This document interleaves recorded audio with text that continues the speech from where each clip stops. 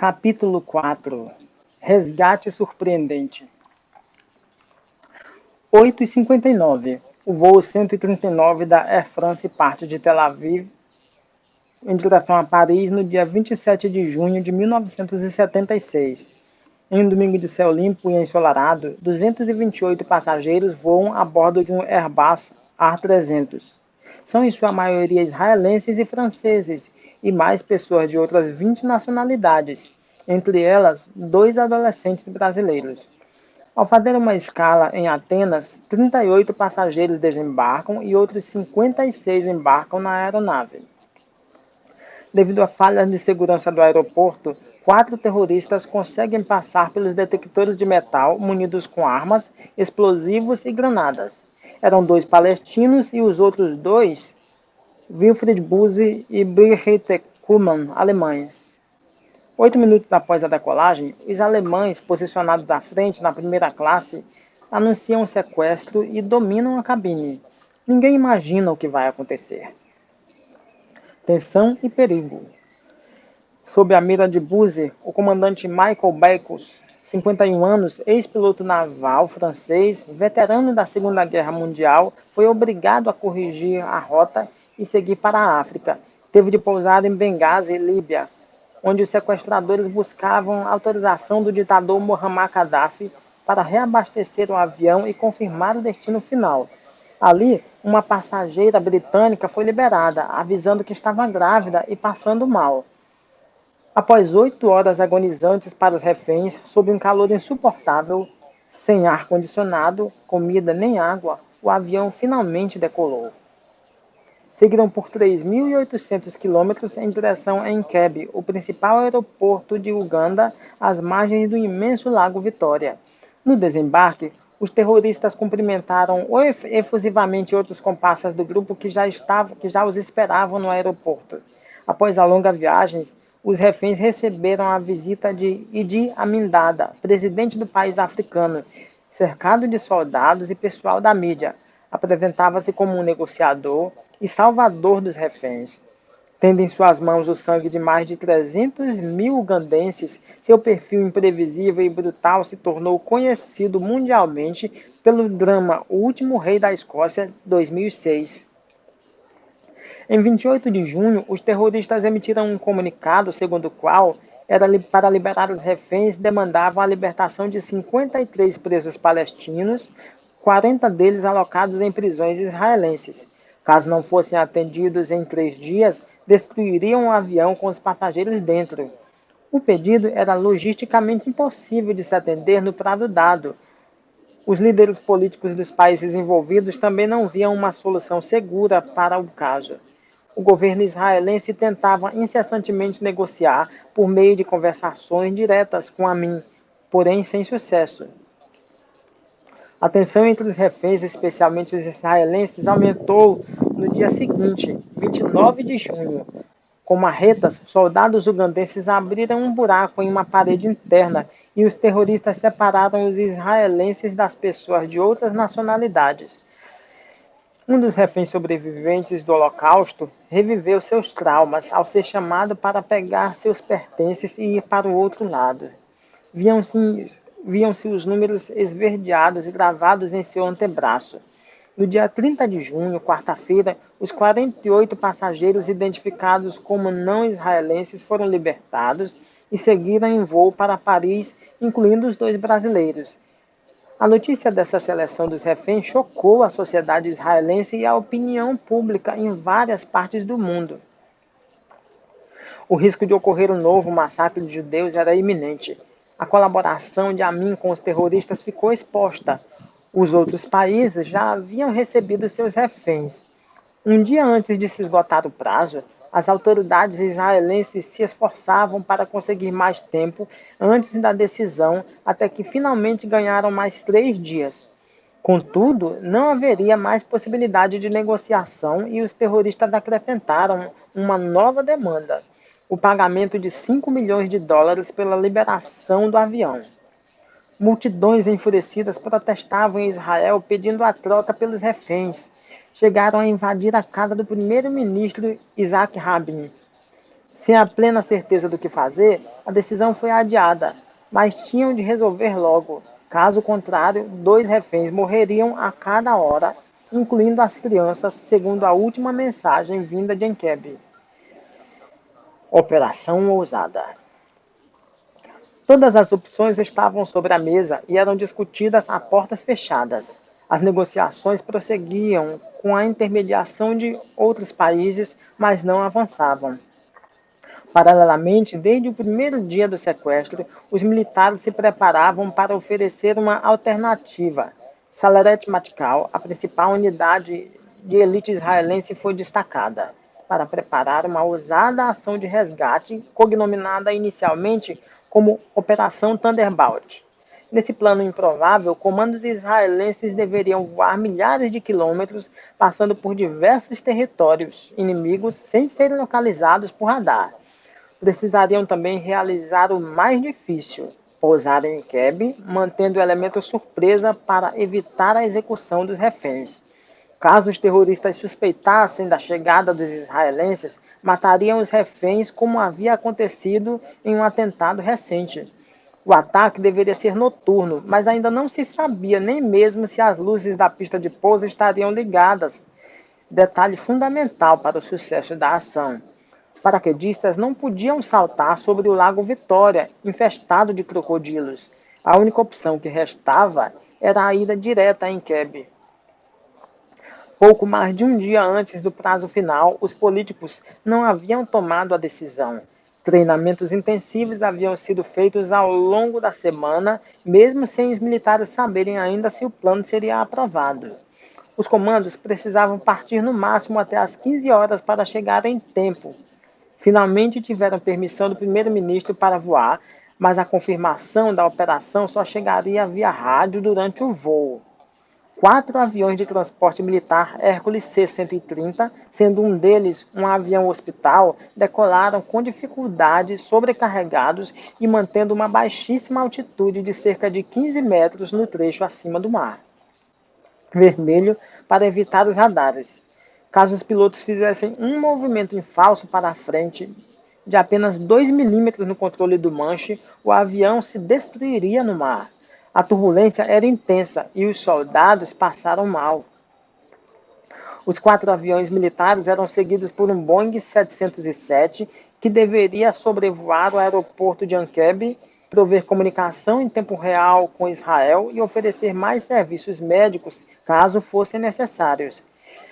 Após várias horas de viagem, avistaram o aeroporto ugandense. As luzes da pista ainda estavam acesas logo depois do pouso de um avião da British Airways, o último do dia, conforme o serviço de informação israelense havia antecipado.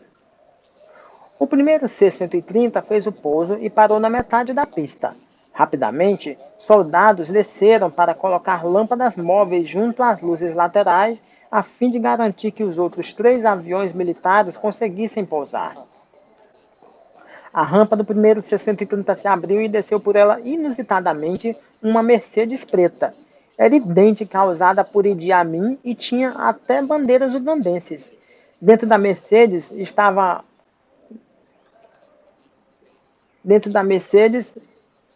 Yonatan Netanyahu, conhecido como Yoni, que era o chefe da unidade de elite, e outros comandos, seguidos por Land Rovers militares semelhantes aos que escoltavam a mim. Após um percurso de mais de 1 quilômetro, iniciou-se o confronto, e os reféns acordaram assustados. Com centenas de balas riscando a escuridão, os soldados israelenses conseguiram chegar ao prédio e encontrar os reféns debruçados. Os gritos e toda a comunicação eram ouvidos em tempo real com apreensão pela sala de comando em Israel. Durante a intensa luta e sob o fogo dos terroristas e dos soldados ugandenses, 4 soldados foram feridos. Quando os reféns estavam para ser retirados, um atirador posicionado na torre conseguiu ferir a mim gravemente. A operação durou 59 minutos. Dos 106 reféns, 102 foram resgatados com vida, incluindo o comandante e a tripulação, que haviam escolhido ficar ao lado dos reféns israelenses desde a separação 4 dias antes. Infelizmente, 3 morreram e a idosa Deborah Blush, que fora levada para o hospital próximo no dia anterior devido a engasgo, não pôde ser resgatada e foi condenada por Idi Amin à morte logo depois. Os C-130 partiram e foram acompanhados pelo Boeing. Os aviões seguiram para Nairobi, Quênia, onde foram reabastecidos e dali foram para Israel. Para a tristeza de sua unidade, Yami não resistiu aos ferimentos, falecendo aos 26 anos de idade, com um longo histórico de sacrifícios pessoais em busca de um ideal. Sua liderança e empenho haviam sido um elemento fundamental para a aprovação e o sucesso espetacular da operação. Tornou-se um herói nacional. Em sua homenagem, a ação passou a ser chamada Operação Yonatan. Vários livros e documentários foram feitos sobre ele. 7h40, 4 de julho, 7h40, 4 de julho, Eovot, Israel. Uma semana após o sequestro, em outro domingo de sol, o primeiro-ministro e todos os líderes se esforçam para encontrar no céu um sinal da chegada dos aviões com os heróis e os resgatados. Muitos punham a mão na testa, fazendo sombra para os olhos, tentando avistar alguma coisa no azul infinito, até que um ponto escuro surgiu à distância. Era o primeiro C-130. Ao aproximar-se, foi recebido com aplausos e muita emoção. Os reféns encontraram uma grande mesa repleta de alimentos, água e sucos. Aquela era uma primeira parada antes da chegada ao aeroporto de Lod, atual Ben Gurion, onde os parentes e a imprensa os esperavam.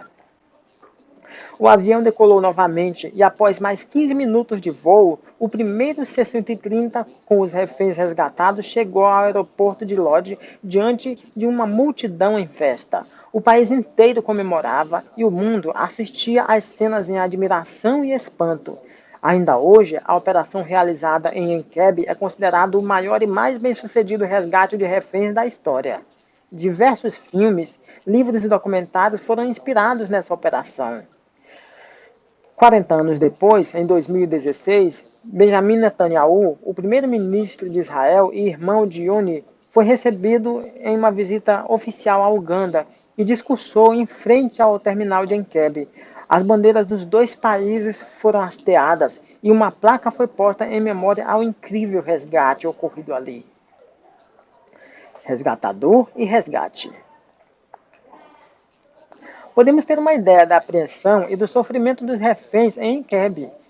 Iniciaram uma viagem pacífica, mas acabaram sendo levados aonde jamais tinham imaginado ir. Sofreram fome, sede e ameaças. Estiveram nas mãos de pessoas dispostas a destruí-los e não tinham a mínima chance de se libertar sozinhos, sob a mira de terroristas e cercados por um exército inimigo. Ouviram falsas promessas, precisavam desesperadamente de uma ajuda que não chegava. Alguns deles foram marcados e separados para a morte certa, mas quase todos foram salvos nos últimos instantes, graças ao empenho de pessoas corajosas que arriscaram suas vidas para tirá-los dali. A Bíblia anuncia um grande resgate e salvamento final. Embora ainda exista muita coisa bela no mundo, vivemos cercados de sofrimento e doenças. Queiramos ou não, envelhecemos, sofremos perdas e vivemos à sombra da morte. Simplesmente não temos como nos livrar sozinhos. Do ponto de vista espiritual, também há um grande conflito em andamento e uma incrível disputa por mentes e corações. A Terra é o campo de batalha. Um anjo caído a reclama como sua e procura fazer dos seres humanos seus reféns. Isso pode ser percebido na primeira vinda de Jesus, quando ele sofreu um ousado sequestro relâmpago do inimigo de Deus, para receber uma proposta tentadora.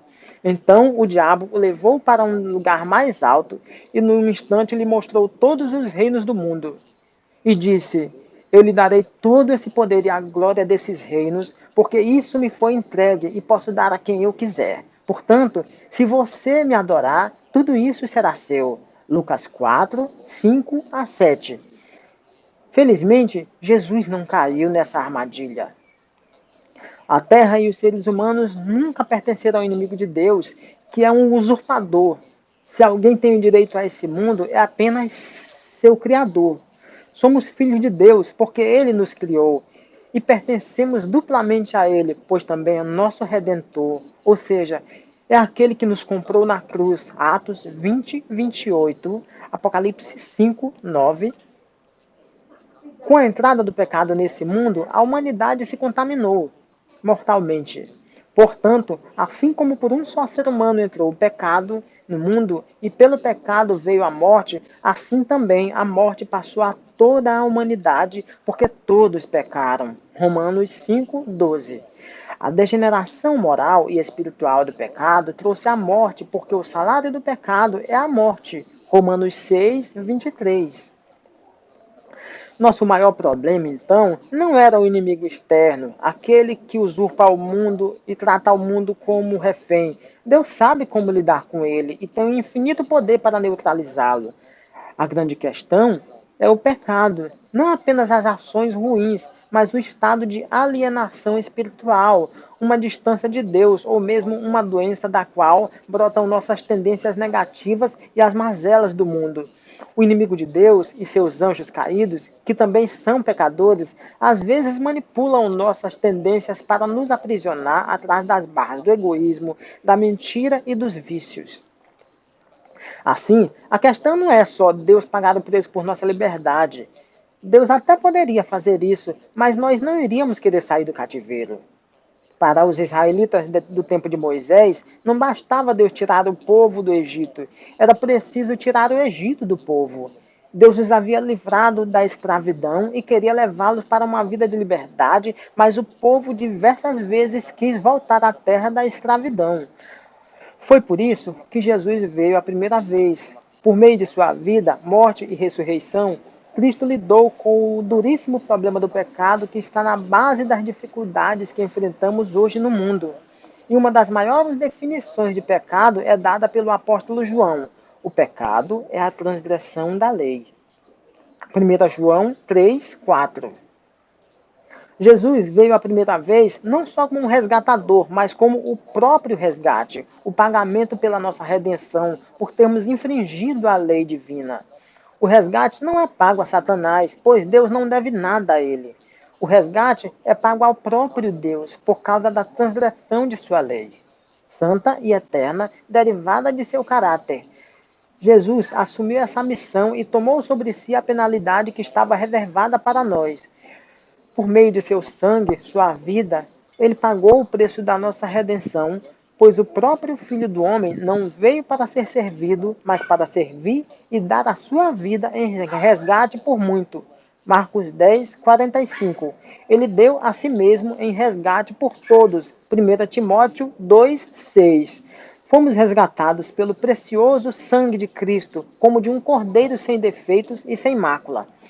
Ele foi conhecido antes da fundação do mundo, mas foi manifestado nesses últimos tempos em favor de vocês. 1 Pedro 1, 18 e 19. Ou seja, Deus não foi pego de surpresa. Antes de precisarmos de sua salvação, ele já havia feito um plano, uma operação espetacular e inesperada. A cruz está no centro do resgate. Foi a condição essencial antes do resgate definitivo. Nela, encontramos o resgate e o resgatador, o Jesus crucificado, que não é apenas uma imagem artística apagada nos museus da história. Não é um corpo magro e pálido que sucumbe diante dos fortes. Não! Aquele que tomou a cruz foi o herói definitivo da humanidade. Ele tinha todo o poder à sua disposição, mas escolheu voluntariamente carregar sobre si o peso e as consequências dos nossos pecados. Veio de muito longe para realizar uma operação de resgate, de salvamento aqui na terra, e morreu em combate. Sofreu a morte que era nossa. Foi o cordeiro, o sacrifício, o preço eterno de nossa libertação. Isaías escreveu sobre Jesus em poesia. Certamente ele tomou sobre si as nossas enfermidades e as nossas dores levou sobre si. e nós o considerávamos como aflito, ferido de Deus e oprimido. Mas ele foi traspassado por causa das nossas transgressões e esmagado por causa das nossas iniquidades. O castigo que nos traz a paz estava sobre ele, e pelas suas feridas fomos sarados. Todos nós andávamos desgarrados como ovelhas, cada um se desviava pelo seu próprio caminho, mas o Senhor fez cair sobre ele a iniquidade de todos nós, porque ele foi cortado da terra dos viventes, foi ferido por causa da transgressão do meu povo. Isaías 53, 4-6 e 8. Essa passagem foi escrita 700 anos antes de Cristo. Apresenta a natureza substitutiva da morte do Messias. O capítulo inteiro afirma 9 vezes que seu sofrimento e morte foram pelos pecadores, os filhos de Deus. Dispersos encontrariam nele uma nova esperança. Os destinados à morte enxergaram os raios do sol mais uma vez. Os tristes voltaram a sorrir porque descobriram um novo amanhã. Em Deus encontramos nosso valor. Somos valiosos para Ele por sermos filhos do Rei. Ele nos criou, fomos feitos à sua imagem e semelhança.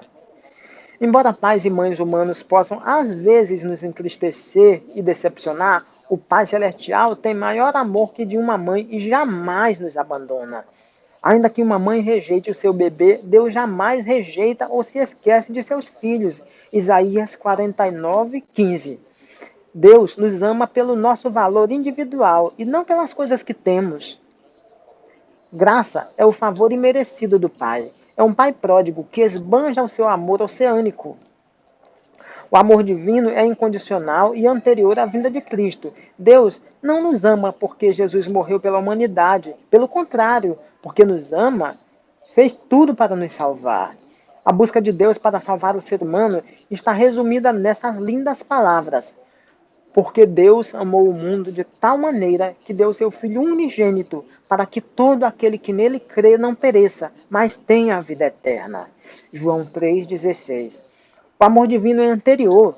É a mão salvadora estendida que se arrisca a ser rejeitada. E esse amor incondicional não se torna fútil, barato, mas ainda mais belo e sublime por seu valor infinito. Graça é o favor imerecido do Pai. Ele nos oferece gratuitamente algo que lhe foi tão caro. É um pai pródigo que esbanja seu amor oceânico. Para alguns, chega a ser ultrajante Deus perdoar os piores dos piores, só porque eles se arrependem. Mas precisamos entender que seu perdão e sua graça são maiores do que qualquer pecado. São poderosos para limpar qualquer mancha, eliminar toda a culpa e pagar a maior dívida. Para matar nossa sede espiritual, a morte de Cristo na cruz providenciou imensas cachoeiras da graça, pois onde aumentou o pecado, aumentou mais ainda a graça. Romanos 5, 20. Você consegue avaliar o quanto isso é maravilhoso? O resgate final. Tudo isso é muito bom, mas ainda estamos aqui. Nas grandes metrópoles, bilhões esperam ônibus e metrôs lotados antes do dia amanhecer. Suam às 2 da tarde e levam vento frio no rosto à noite. Enfrentam filas nos hospitais, pagam impostos e dão um jeito de sobreviver a cada dia.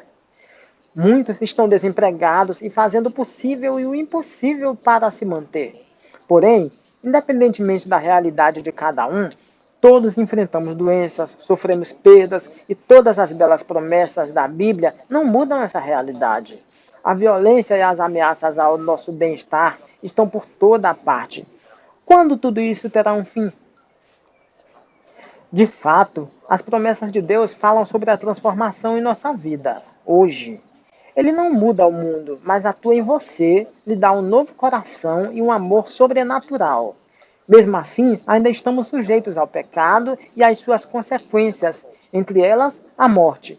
Ainda precisamos desesperadamente de um resgate. Mas a boa notícia é que nem mesmo a morte será capaz de impedir que Deus reúna seus filhos. Ao consolar os cristãos, ajudando-os a lidar melhor com a perda de entes queridos, Paulo detalha o momento do grande resgate final do povo de Deus. Ele acontecerá na volta de Jesus.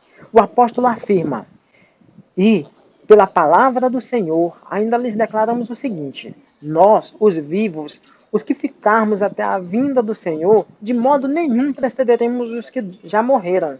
Porque o Senhor mesmo, dada a sua palavra de ordem, ouvida a voz do arcanjo e ressoada a trombeta de Deus, descerá dos céus. E os mortos em Cristo ressuscitarão primeiro. Depois nós, os vivos, os que ficarmos, seremos arrebatados juntamente com ele entre nuvens, para o encontro do Senhor nos ares, e assim estaremos para sempre com o Senhor. 1 Tessalonicenses 4, 15 a 17. Jesus virá para nos resgatar nas nuvens do céu. A vitória sobre a morte ocorrerá somente quando ele voltar. Em Mateus e Marcos, já lemos que Cristo virá com milhões de anjos, que tocarão trombetas para reunir os filhos de Deus em todo o mundo. Paulo dá ainda mais detalhes de como essa reunião ocorrerá. Os mortos em Cristo, ou seja, aqueles que creram nele, serão ressuscitados nessa ocasião. Para Deus, a morte é apenas um sono, e seu poderoso chamado fará os mortos reviverem. Eles vão despertar para uma vida plena e imortal. Os mortos ressuscitarão transformados com um corpo perfeito, sem doenças, sinais de fraqueza ou morte. Os que estiverem vivos também serão transformados e juntos serão arrebatados, ou seja, elevados para se encontrarem com Cristo nos ares. Será uma cena de alegria indescritível. Eis que vou lhes revelar um mistério. Nem todos dormiremos, mas seremos transformados num momento, num abrir e fechar de olhos. Ao ressoar a última trombeta, a trombeta soará, os mortos ressuscitarão incorruptíveis e nós seremos transformados. 1 Coríntios 15, 51 e 52. No Apocalipse, a vinda de Cristo é apresentada simbolicamente como a chegada de um rei guerreiro montado em um cavalo branco, acompanhado por outros cavaleiros, que simbolizam os anjos. Vi o céu aberto, e eis um cavalo branco. O seu cavaleiro se chama Fiel e Verdadeiro, e julga e combate com justiça. Os exércitos do céu o seguiam, montados em cavalos brancos e vestidos de linho finíssimo, branco e puro. No seu manto e na sua coxa está escrito o nome: Rei dos Reis e Senhor dos Senhores. Apocalipse 19, 11, 14, 16. Ele é o Rei, o Salvador, o vencedor sobre o pecado e a morte. Ele é o primeiro e o último, e aquele que vive. Estive morto, diz ele, mas eis que estou vivo para todo sempre, e tenho as chaves da morte. Apocalipse 1, 17, 18. Ele arrancará os prisioneiros das garras da sepultura, porque já saiu dali. Tudo pode ser novo, diferente. A escuridão terá fim, raiará um novo amanhecer. Todos ressuscitarão num dia, porém com destinos diferentes. Não fiquem maravilhados com isso, porque vem a hora em que todos os que se acham nos túmulos ouvirão a voz dele, de Jesus, e sairão. Os que tiverem feito bem, para a ressurreição da vida, e os que tiverem praticado mal, para a ressurreição do juízo. João 5, 28, 29. Quando se levantar o grande príncipe, o defensor dos filhos de Deus, muitos dos que dormem no pó da terra ressuscitarão, uns para a vida eterna e outros para a vergonha e horror eternos. Daniel 12, 1 e 2. Cristo virá para devolver a vida àqueles que tiverem aceitado seu amor e seu sacrifício na cruz. Virá para resgatar seus filhos marcados para morrer. Apocalipse 13, 15. Na hora de maior perigo, as nuvens começam a enrolar-se como um pergaminho e eis ali o brilhante e claro sinal do Filho do Homem. Os filhos de Deus sabem o que essa nuvem significa. Ouvem-se sons musicais e, à medida que se aproximam, abrem-se as sepulturas e os mortos são ressuscitados. Então, surge logo no oriente uma pequena nuvem negra, aproximadamente da metade do tamanho da mão de um homem. É a nuvem que rodeia o Salvador e que, à distância, parece estar envolta em trevas. O povo de Deus sabe ser esse o sinal do Filho do Homem. Em solene silêncio, fitam-na enquanto se aproxima da terra mais e mais brilhante e gloriosa, até se tornar grande nuvem branca, mostrando na base uma glória semelhante ao fogo consumidor e encimada pelo arco-íris do concerto. Jesus na nuvem avança como poderoso vencedor. A terra e o céu se abalarão com a chegada do Rei dos Reis. O céu recolheu-se como um pergaminho quando se enrola. Então todos os montes e ilhas foram movidas do seu lugar. Apocalipse 6:14. Diante desse cenário de comoção de toda a natureza, aqueles que rejeitaram a Cristo, pessoas de todas as classes, percebem que ele está vindo. Os reis da terra, os grandes, os comandantes, os ricos, os poderosos, e todo escravo e todo livre se esconderam nas cavernas e nos penhascos dos montes e disseram aos montes: caiam sobre nós e nos escondam da face daquele que está sentado no trono e da ira do Cordeiro, porque chegou o grande dia da ira dele. E quem poderá subsistir? Apocalipse 6:15-17. Imagine essa cena. Por entre as oscilações da terra, o clarão do relâmpago e o estrondo do trovão, a voz do Filho de Deus chama os santos que dormem. Por toda a extensão da terra, os mortos ouvirão aquela voz e os que ouvirem viverão. A terra inteira ecoará o som dos passos da multidão extraordinariamente grande, composta de pessoas de toda nação, tribo, língua e povo. Elas vêm do cárcere da morte, revestidas de glória imortal e clamando: onde está, ó morte, a tua vitória? Onde está, ó morte, o teu aguilhão? 1 Coríntios 15:55. Amigo, amiga, você não pode ficar fora desse grande momento. O céu fez todo o sacrifício necessário para resgatar você. Jesus veio de muito longe, empoeirou seus pés aqui e caminhou até a cruz derramando gotas de sangue por você. Antes que o mundo existisse, ele criou essa grande operação de resgate, o plano da salvação para redimir você. Seu maior plano é vir novamente para buscar todos os seus filhos e filhas. Qual é a sua decisão? Vai ignorar? Vai pagar para ver?